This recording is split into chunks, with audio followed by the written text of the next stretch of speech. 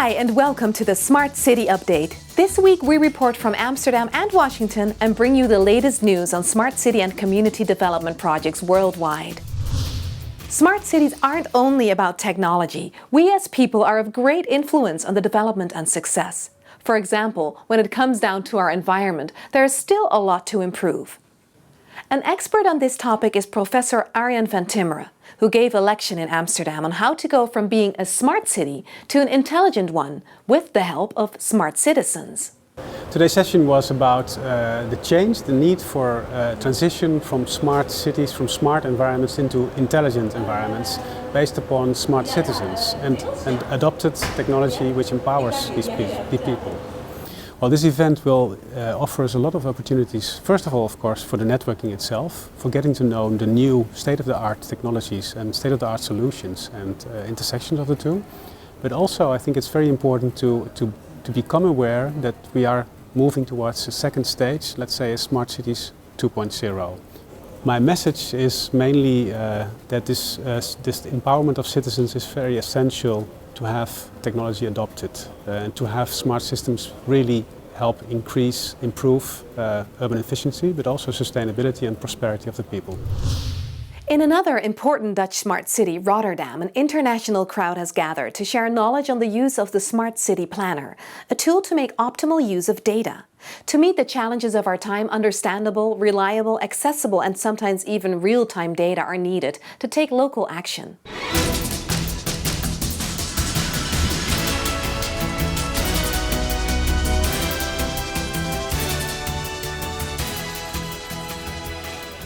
The Smart City Planner is actually a tool which uses data, local city data, combined to GIS, so to GIS maps. So the Smart City Planner is actually for the city itself, to actually manage what is happening, but to see challenges and opportunities. It is to work with businesses in the city, and it is actually to provide a high quality of life for our citizens. There's a lot of data in the city, but it's very difficult to find all the data. So let's say a few years before, we had a lot of data, but we couldn't find them. So now the data are together in one system, or at least we are working on that. It's still not all together. So it's a kind of interface which makes it much faster to see the opportunities, and therefore it's very important for us. What's in it for you? Let's say, for instance, if you have a high energy bill, you can see in a Smart City Planner, okay, what should I do to actually make this energy bill lower? We can, for instance, see where is the bad air quality in the city, so that you say, well, you know, city, you should do something about this air quality, or I will move out with my children, or these kind of issues. So it's really issues which connects business, citizens and government, and so that they work together on these issues.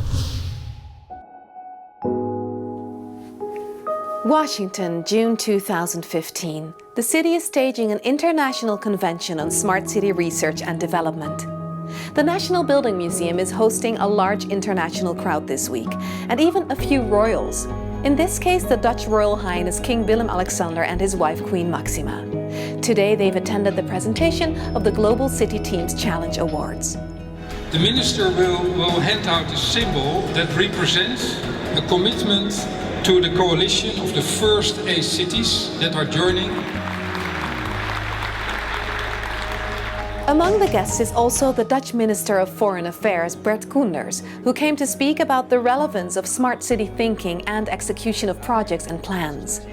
Well, I think it's quite fascinating, the tour that we've had so far. I think it is an interesting way of looking at new technologies and use them to ensure that cities can function in a much smarter way, and to think through how they can be scaled up. So it's not just an individual project, but we can use it, for instance, when it comes to lighting in cities, when it comes to energy saving in houses, and to make it very tailor-made, but something that you can scale up for all cities at the same time. So I'm very impressed. I think I'm not the only one here.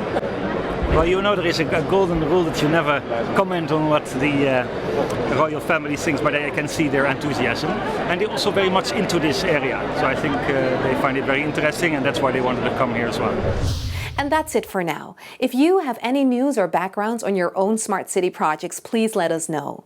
We'll be back tomorrow with more coverage on the Washington and Amsterdam events. Amongst other things, we will report the opening speeches of the annual Smart City event in Amsterdam with some interesting keynote speakers. Thanks for watching.